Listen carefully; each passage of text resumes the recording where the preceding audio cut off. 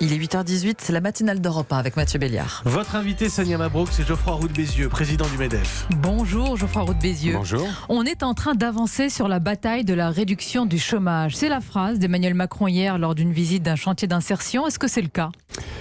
On peut regarder le verre à moitié plein, le rétroviseur, effectivement, depuis 17 trimestres. Depuis que François Hollande a décidé du pacte de responsabilité de baisser les charges sur les entreprises, on crée des emplois, on en crée presque 1 million, pour faire allusion au fameux PINS. Au PINS et surtout à la prédiction que le MEDEF avait fait il y a maintenant 5 ans. Maintenant, moi, je m'inquiète des chiffres qu'on voit, les chiffres plus récents, notamment l'intérim, qui est souvent un signe avant-coureur du marché de l'emploi. Depuis le mois de juillet, l'intérim, c'est moins 5, moins 6% toutes les semaines. On a beaucoup de secteurs qui commencent à avoir des difficultés. Et puis la France n'est pas une île. L'Allemagne va mal, l'Angleterre, j'en parle pas, et tout autour de nous, les nuages s'accumulent. C'est pour ça que nous, on est inquiets pour l'année prochaine. On est inquiets pour la croissance qui est annoncée à 1,4 dans le budget. Ce chiffre me paraît très difficile à tenir.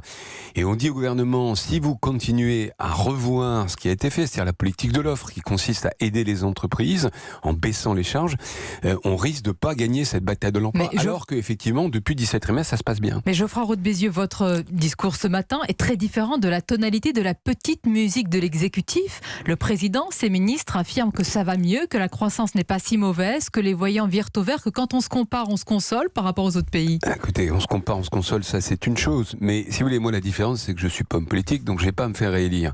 Je vois ce que me disent mes adhérents. On est rentré en septembre, on a réuni tous les présidents de toutes les branches, toutes les fédérations, on a fait un tour de table, donc c'est du micro.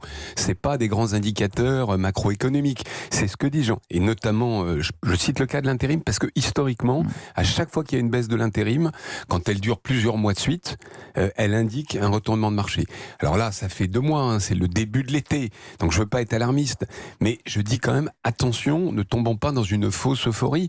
La France n'est pas une île. Ne tombons pas dans la fausse euphorie. Donc le président du MEDEF, vous êtes quand même un poste d'observation important, nous dit qu'il y a des signaux d'alerte. Il y a cette réalité, ces signaux que vous décrivez, et puis il y a les mots, Geoffroy Roux de Bézieux, utilisés par le président. Voici ce qu'il dit. En matière de chômage, il n'y a pas de fatalité, dit-il. Ou encore, la pauvreté n'est pas un statut. C'est une inflexion, y compris dans le langage d'un président plus social. Je peux être d'accord avec ça. Oui, en matière de chômage, il n'y a pas de fatalité. Le million d'emplois dont on a parlé vient de le prouver. Mais il faut une politique volontaire, et c'est pareil pour la pauvreté.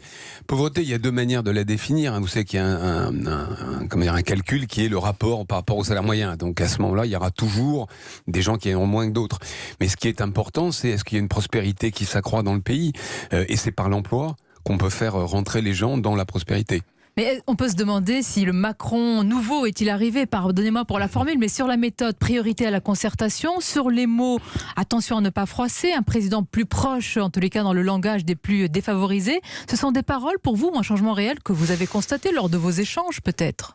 Écoutez, moi j'ai pas à juger si le Macron nouveau est arrivé. Quand même, ça va vous concerner dans la politique appliquée. Ce qui nous intéresse, nous, si vous voulez, c'est que ce qui a marché depuis 4 ans continue. Et que la démonstration, le chiffre du dernier trimestre le confirme, 17 trimestres de suite de création d'emplois, il faut qu'on continue. Pour qu'on continue, il faut qu'on continue la même politique budgétaire, la même politique de baisse d'impôts. Là, vous dites attention. Oui, je dis attention, parce qu'on s'inquiète. Le PLF, donc le projet de loi de finances 2020, qui va être voté dans les semaines qui viennent, contient un certain nombre de mesures. Alors on nous dit oui, mais c'est quelques centaines de millions d'euros. Mais c'est une mauvaise inflexion et c'est un mauvais signal. Consultation large, puisqu'on parlait justement de concertation sur la réforme des retraites. Quels sont les écueils, selon vous, Geoffroy Roux de Bézieux? Que craignez-vous dans ce processus de consultation, même de débat permanent qui est en train de s'ouvrir? Moi, j'ai pas de problème avec le débat, j'ai pas de problème avec la concertation. Et évidemment, je trouve légitime de consulter au-delà des syndicats, mais il y a un du mais patronat. Quand on commence à dire cela. Non, mais j'ai envie de dire, pourquoi on fait cette réforme? Parce que la réforme des retraites, chaque gouvernement en fait une. Celle-là, on nous dit c'est la dernière des réformes, c'est la mère de toutes les réformes, etc. Et nous, on soutient le principe de la réforme par points. Pourquoi? Parce qu'elle permet une meilleure équité. Équité entre les générations, équité entre public et privé, équité pour les femmes qui ont eu des retraites généralement plus faibles. Mais l'équité, ça a un coût. Et quand j'entends cette même antenne, je crois hier, Laurent Berger dire « Ah mais il n'y a pas de problème budgétaire, il n'y a pas de problème de financement », je m'inquiète. Parce que oui, il y a un sujet de financement. L'équité, la justice, ça a un prix.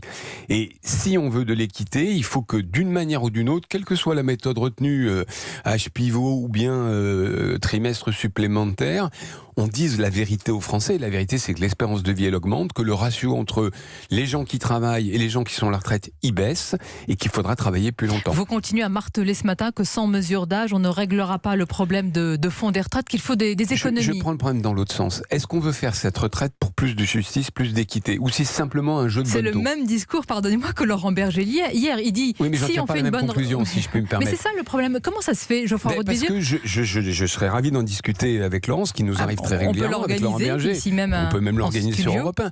Mais quand j'entends 10 milliards d'euros de déficit dans le régime d'équilibre du budget, des retraites, c'est l'épaisseur du trait.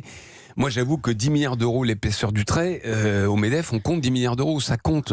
Et la réalité démographique de ce pays, tout le monde la connaît. On sait qu'on fait 1,8 enfants par femme, on sait que l'espérance de vie augmente, donc il faut travailler plus longtemps. Dans une tribune au quotidien Le Monde, il y a quelques temps, Jean Pisani-Ferry, c'est le concepteur du programme économique d'Emmanuel Macron, dit ceci: le problème du financement des retraites est, pour l'essentiel, réglé.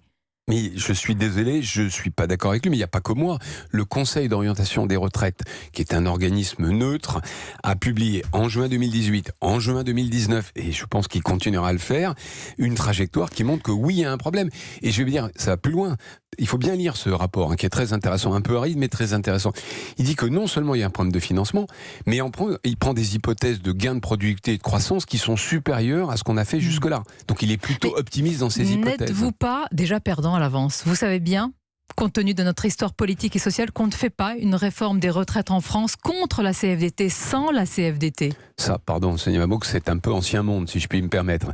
Mais vous croyez qu'on est vraiment dans le nouveau monde ? J'ai cru lire quelque part qu'on était dans le nouveau monde. Non, plus sérieusement, je ne suis pas perdant. Vous savez, les entreprises ne seront pas perdants, c'est le pays qui va être perdant. Parce que s'il y a, comme je le crois, comme le corps le dit, un problème de financement, ça se terminera de deux manières. Où on baissera les pensions, et à ce moment-là, ça sera un problème de pouvoir d'achat arrêté, où on augmentera les cotisations et ça sera un problème de pouvoir d'achat des salariés et de compétitivité des entreprises, donc d'emploi. Donc je ne crois pas que ça soit moi ou le MEDEF qui soit perdant, c'est le pays. 93, 2003, 2007, 2010, 2013 et maintenant 2019, voire 2020, c'est pas la der des der, cette réforme des retraites. À chaque fois, on nous dit la même chose.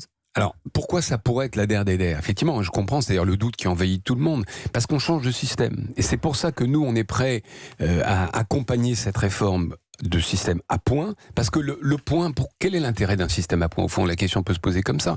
C'est un système qui est universel, tous les régimes fonctionnent pareil, qui permet de passer d'un métier à l'autre, de la fonction publique au privé, et en plus, on peut faire varier la valeur du point en fonction justement de l'équilibre du régime. Donc, ça pourrait être la der des der si on la met à l'équilibre. Geoffroy Roux de Bézieux, pour conclure, est-ce que vous vous souvenez de la durée de votre congé de paternité ? Moi c'était simple, c'était 0 jour. Donc, rien du tout ? Rien du tout. Mais j'étais créateur d'entreprise et un créateur d'entreprise entrepreneur, il n'a pas tout à fait le temps. On en a parlé tout à l'heure avec Mathieu et notre auditeur. Qu'est-ce que vous pensez de cette décision quand même du groupe Kering, un congé de paternité de 14 semaines ? Si vous voulez, c'est très bien pour les salariés, c'est très bien pour Kering. Et effectivement, Kering, c'est un groupe de luxe qui gagne très bien sa vie. Il a besoin d'attirer des talents. Et je trouve ça très légitime. Après, j'ai entendu votre auditeur, patron de PME, qui dit « Moi, je ne peux pas le faire ».